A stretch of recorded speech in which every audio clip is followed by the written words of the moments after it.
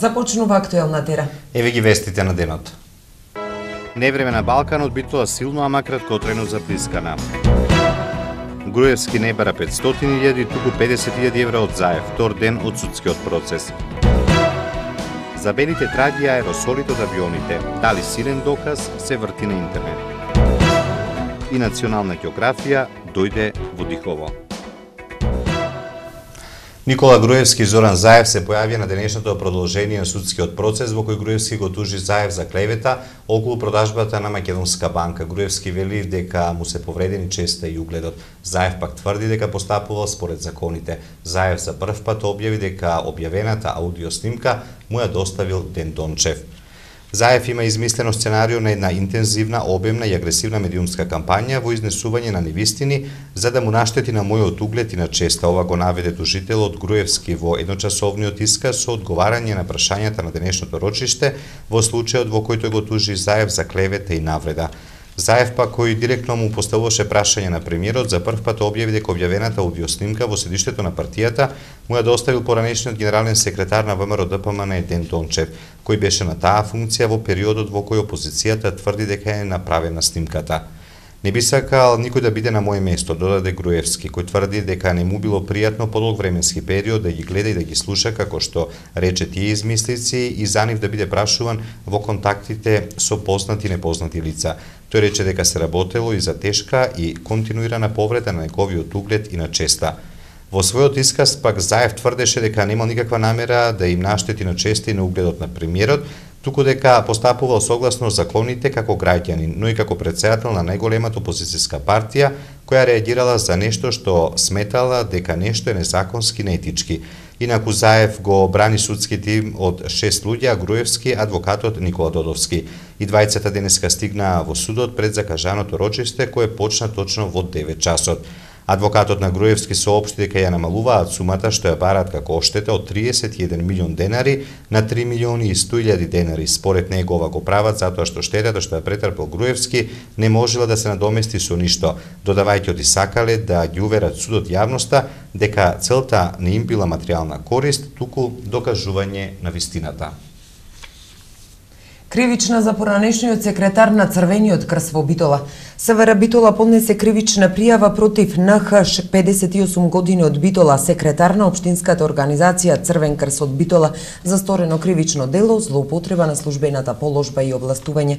Пријавениот, пречекорувајќи ја својата службена положба и овластување како секретар на Црвениот крст во Битола, во период од месец јуни до месец август 2011 година присвоил парични средства во висина од 2170 евра, пари кои биле уплатени од волонтери на клубот на млади за патни трошоци за престојување во летен камп во Бурса, Турција. Кривична пријава и за поранешниот директор на основното училиште Елпида Караманди во Битола.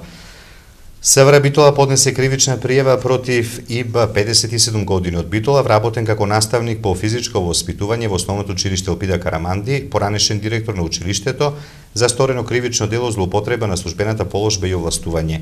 Пријавениот како директор на основното училиште во периодот од 2010 до 2013 година, искористувајќи службената положба и овластување, склучил 9 договори и одобрил средствата добиени како приход од издавање на спортската сала под закуп, која е во сопственост на училиштето, на физички и правни лица за вкупен износ од 72.500 денари, да се уплатат на жиросметка на друг правен субјект, Сдружение УСК Елпида Караманди, чиј председател е неговата сопруга.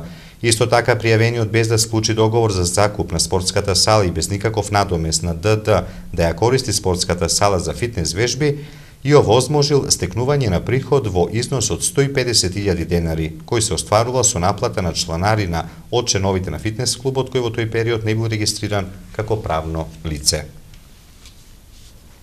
МЕП со утре ќе го вклучува под напон новиот далековод во Битола.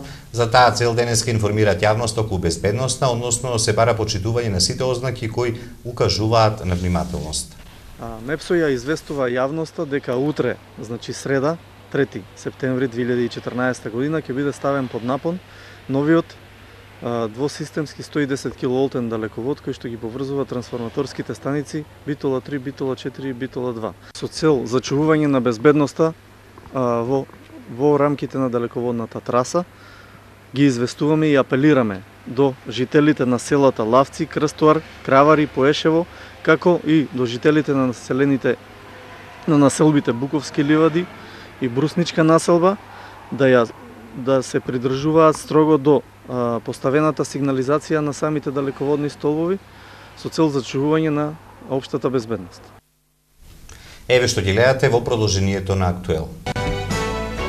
За белите траги и аеросолите од авионите, дали силен доказ се врти на интернет. И за други теми покусата пауза. Останете со нас. Вашето мислење нам ни е важно, затоа што Тера телевизија е на страната на гледачите. Искажете ги вашите ставови на нашиот веб портал tera.mk. Прашањето за оваа недела гласи: каде ќе студирате? Во градот каде што живеам, во Скопје, надвор од Македонија.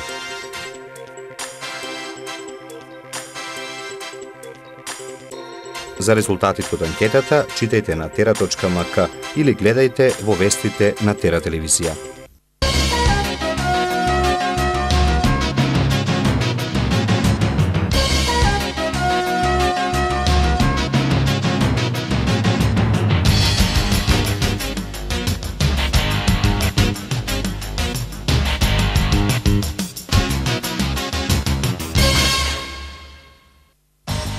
Краткотрајно невреме во Битола, силен дожд, гром и вода низ улиците, утринската слика за градот. Според прогнозите и во текот на денот ќе имаме вакво време. Премиерот Груевски, лидерот на СДСМ Заев, денеска се појавија во Основниот суд Скопје 2 на продолжението на процесот по приватната тужба на Груевски против Заев. Министерот за одбрана Јолевски престојува во Лондон. Предвидено е да оствари одвоени средби со членови на британскиот парламент, поранешниот министер за одбрана и Обединетото кралство Лиам Фокс и Марк Причард. Бразилската економија во второто тромесечје потона во рецесија по прв пат од глобалната фискална криза во 2009, што е последица на остриот пат на инвестициите и на светското првенство во фудбал. Силно невреме ги зафати Петровец и Будва и предизвика поплави. Надледената вода течела низ Будва по силниот дожд кој го зафати Црногорското приморје. Рускиот претседател Владимир Путин во телефонски разговор со шефот на Европската комисија во заминување рече дека би можел да го освои Киев за 2 недели.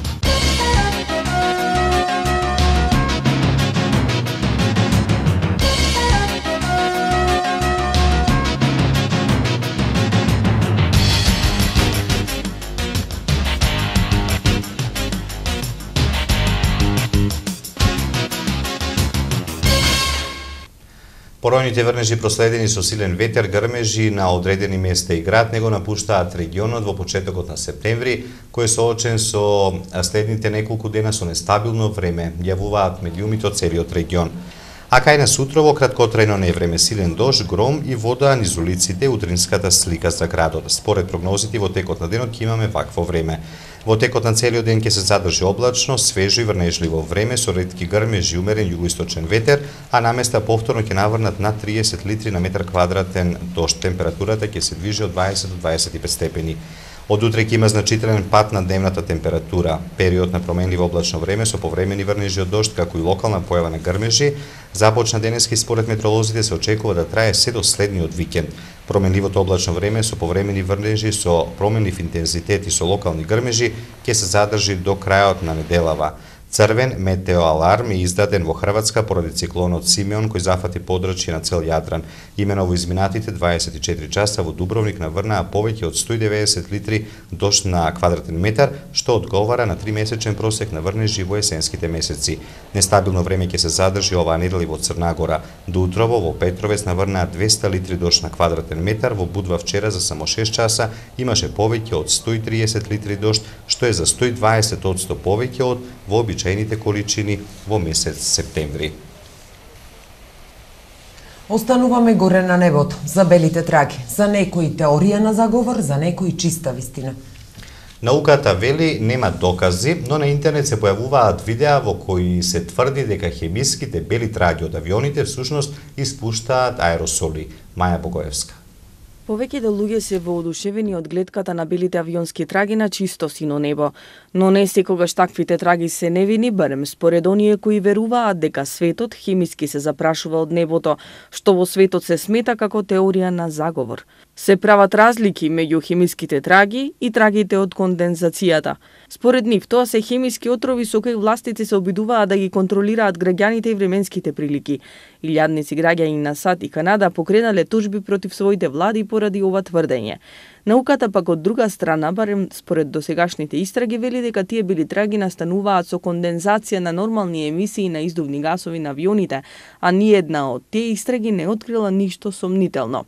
Ги има и такви кои веруваат во истрагите на науката, а ги има и оние кои повеќе влечат кон конспиративните заговори за така наречените chemtrails. На веб страната worldtruth.tv е поставено видео кое првично е објавено на YouTube со наслов дека пилотот е фатен дека заборавил да ги исклучи chemtrails при слетување на аеродромот. Во текстот се вели дека ова видео е доказ за постоењето на chemtrails, додека след ова авионот се уште излегуваат бели траги. Според нив, ова е прво емпириско видео како доказ кој ќе ги поништи изјавите на сите кои ова го сметаат како теорија на заговор, доказ кој покажува дека авионите служат за да се прскаат аеросоли во воздухот без знаење на луѓето. Во текстот пишува дека и покрај магливото време, сосема јасно се гледа емисијата на овие бели траги и дека тие не излегуваат од моторите, туку од неколку делови од задниот дел на крилата. Инаку зборот chemtrails е кованица од англиските зборови chemical, односно хемикалија, и trail, што значи трага, контракција од зборот contrail, што значи кондензацијска трага. Расте интересот за техничките науки во Битола. Вкупната бројка на примени кандидати на техничкиот факултет е 160. На ниво на универзитет денеска до пладне се пријавиле околу 700 идни бруцоши. Весна Шеровска. Тече вториот ден за запишување студенти во прва година на прв циклус студии на Универзитетот Свети Климент Охридски во Битола во вториот уписен рок. Според информациите добиени од високообразовните институции во состав на универзитетот, во термините предвидени за пријавување во вториот уписен рок, заклучно со 12 часот за индекс конкурирале околу 700 студенти.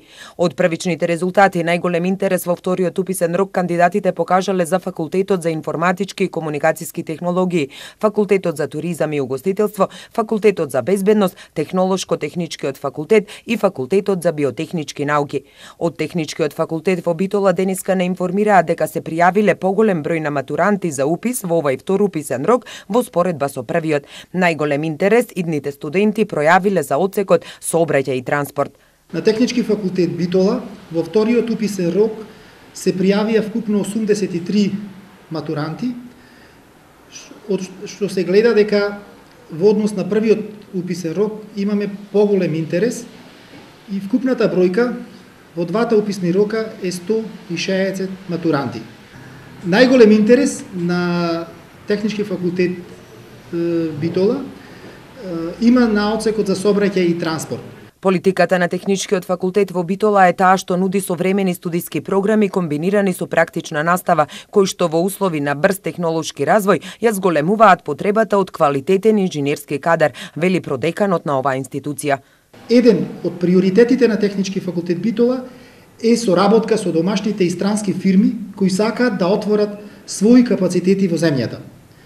Дипломираниот инженер од Технички факултет Битола е конкурентен инженерски кадар кој е баран не само во земјата, туку и порешироко во светот. Универзитетот Свети Климент Охридски од Битола ќе спроведе и завршен трет уписен рок на 15 септември, при што право да конкурираат имаат и матурантите со положена училишна матура и завршен испит.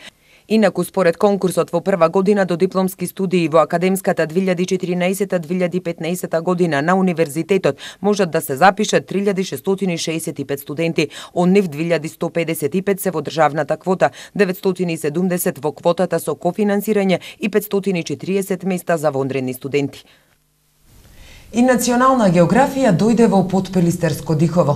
Не само тие, туку со себе донесе еден куп светски медиуми за промовирање на туризмот. Стево Башуровски. Туроператори од Северна Америка и Западна Европа, членки на Асоциацијата за активен туризам, како и представници на национална географија, Yahoo Travel, Only Planet и други странски медиуми, се собраа во Дихово за да се запознаат со туристичките капацитети на регионот.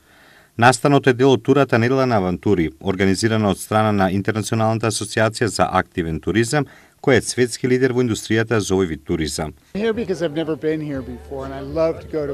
Значи тука сум затоа што обожавам да одам на места кои не сум ги посетил порано. Цел живот слушам убави работи за Македонија и реков дека е конечно време да ја посетам. Значи тоа што ми остави впечаток тука, како прво има многу добар впечаток, но главното е тоа дека е многу напредна Македонија за земја на ова ниво, за патници кои се заинтересирани за вакви активности, за активен туризам. И најважно се прави разлика меѓу туристи и патници. Значи турист е некој по наша дефиниција што сака плажи, големи хотели, традиционални одмори, додека патник е некој кој сака културни искуства, природни убавени, активни спортови. Значи може да се види по самата атмосфера тука.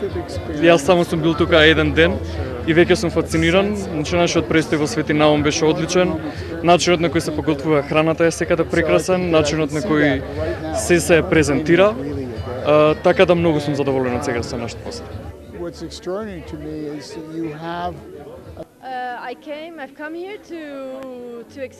Работи со incoming туризам во медитеранските држави. Тука сум пред се во Македонија да видам што Македонија може да понуди. Искуствата до сега се прекрасни природа, прекрасни езера, прекрасни луѓе. Навистина Македонија има многу голем потенцијал да се отвори за еден нов тип на туризам, особено активен туризам кој што ќе вклучува не само активности од типот на спортот, маунтин байкинг, параглайдинг и така натаму, туку и малце поавтентични искуства кои што се поврзани и со културата, и со историјата, и со гастрономијата. Проектот на USAID во Македонија за експанзија на мали бизниси имплементиран е од Карана корпорација во соработка со Центарот за развој на Пелагонискиот плански регион и Агенцијата за промоција и поддршка на туризмот во Република Македонија. Вечерва имаме единствена можност да угостиме 25 меѓународни туроператори од Северна Америка и Западна Европа, тука во Вила Дихово во Битолско. Имено се работи за малце поголем проект кој што ги опфаќа Косово, Албанија и Македонија. Значи туроператорите изминатите 6 дена беа на тура низ Албанија и Косово и пред 2 дена стигна во Македонија. Идејата е да се презентира Западниот Балкан како нова дестинација за активен туризам.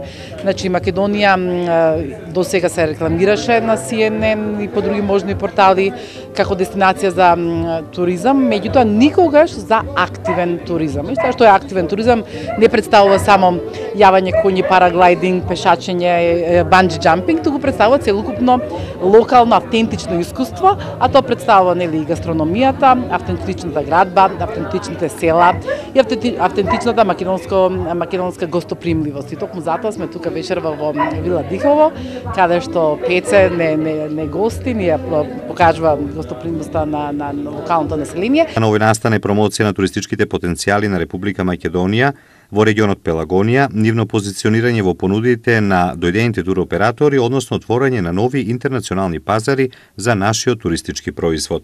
Во Дихово беа главниот уредник на Национална географија Travel, Кит Белоус, уредничката на Yahoo Travel, Џо Паиза и уредничката за Југоисточна и Источна Европа на Lonely Planet, Брана Владисавлевиќ. Милча Манчевски, македонскиот најуспешен режисер, е добитник на наградата Златна звезда на македонскиот филм, која ја доделува Друштвото на филмски професионалци на Македонија. Речиси тричасовниот историски спектакл на македонскиот режисер Столе Попов "До Балчак" и "Деца на сонцето" ќе имаат својата македонска премиера на реномираниот интернационален филмски фестивал на филмска камера Браќа Манаки, кој почнува на 13, а ќе трае до 19 септември во Битола. 76 филмски остварувања, 2 долгоочекувани македонски премиери, 2 оскаровци и 30 врвни директори на фотографија, носи 35-тото издание на фестивалот Браќа Манаки. Браќа Манаки навистина секоја година за нас е јубилеј. Секоја година создавање на филм е јубилеј, секоја година презентирање на повеќе од 70, 80, 90 филмови е јубилеј. Носење на такви звезди, на такви гости е јубилеј. И мислам дека оваа година точно е 35 години јубилеј на најстариот фестивал во светот посветен на филмската камера. Целата програма ја правевме кон звездите. Се надевам дека љубителите на филмската уметност на крајот фестивалот ќе можат да експлодираат како во Монти Пајтон од убава филмска уметност. На Манаки ќе се случат и премиери на македонските филмови "До Балчак" и "Деца на сонцето". Режисерот на првиот признава дека имало голем број организацијски грешки и пропусти, но смета дека тие нема да остават темна дамка на филмот кој зборува за исконската македонска желба за докажување и за свој идентитет. Македонија се уште нема, значи професионален филмски капацитет до таа мера голем која сака да работи самостојно еден филм за да може да го изнесе без никаков проблем. И нема нити соодветни, би рекол, филмски професии, него често пати, за да испаднат работите поевтини, а испаѓаат многу поскапи, се базира на импровизација. Инаку на фестивалот, Друштвото на филмски професионалци на режисерот Милчо Манчевски ќе му ја додели наградата голема звезда на македонскиот филм. Денешната пресконференција, министерката за култура и директорот на Агенцијата за филм се осврнаа за големиот напредок на македонската кинематографија, за големиот квантитет и квалитет на македонските филмови, за учествата и успесите во странство, како и за поволностите од законските измени. Еве што донесува светот на актуел. Обама низ Европа, пред самитот на НАТО во Велс. И за други вести од светот, покусата пауза. Останете со нас.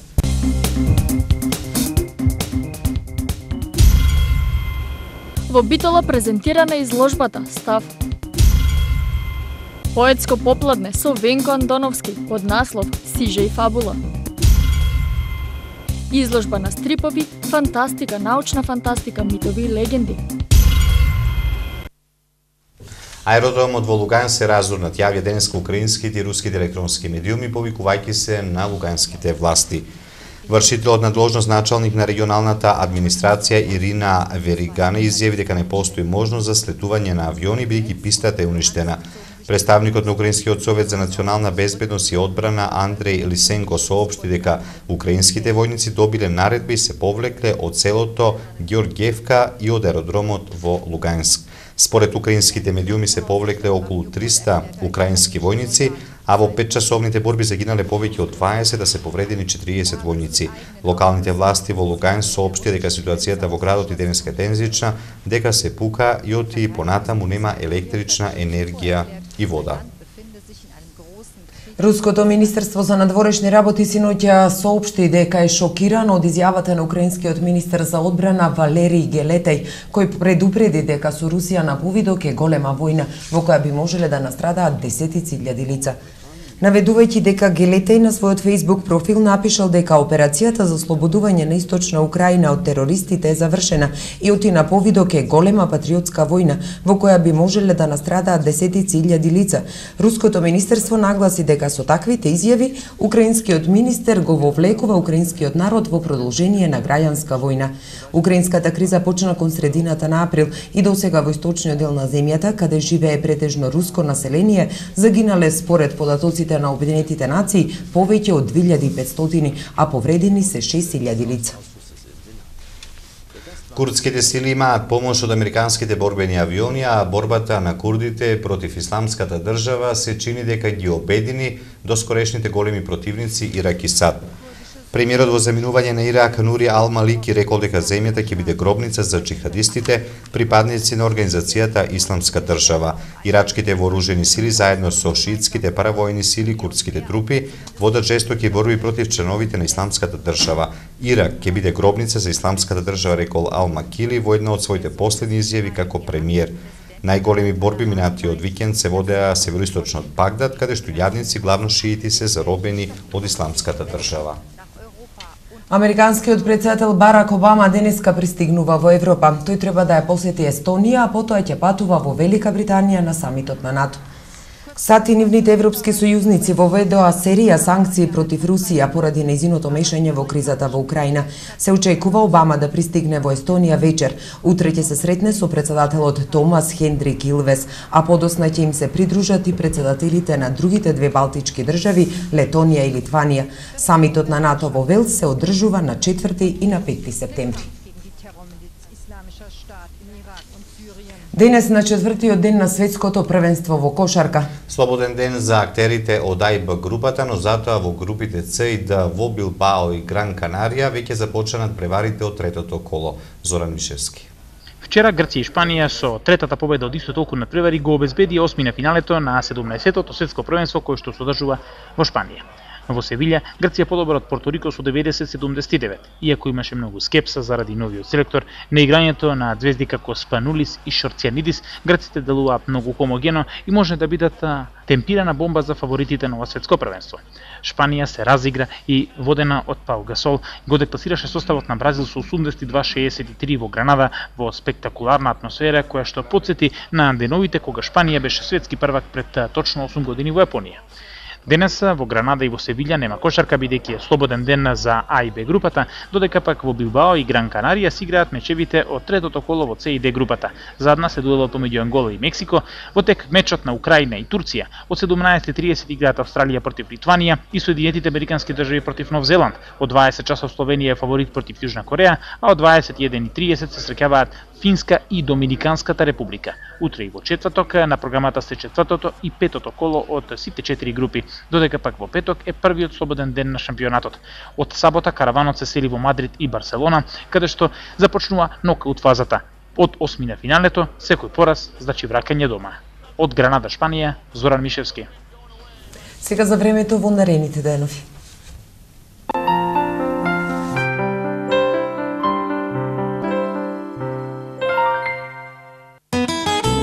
Какво ќе биде времето утре во Европа?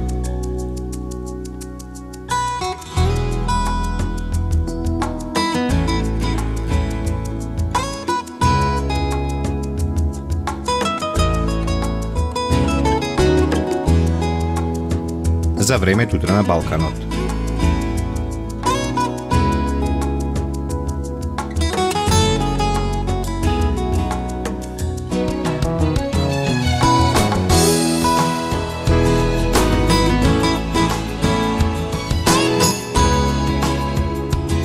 Какво ќе биде времето утре во Македонија?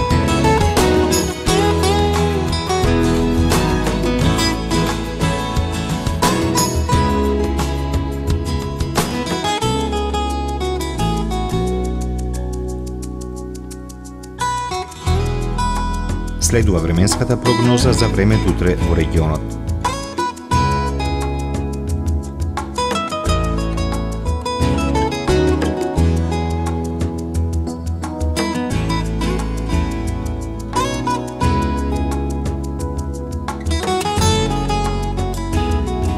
Какво ќе биде времето утре во Битола?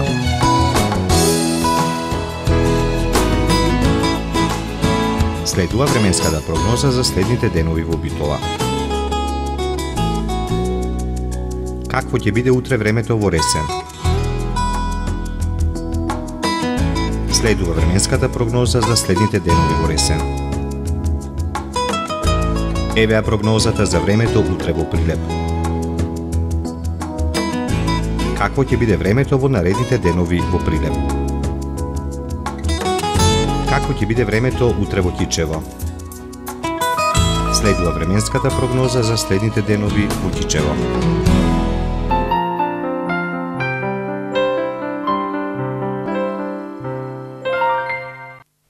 Тука е крајот на Актуел. Имајте пријатно попладне.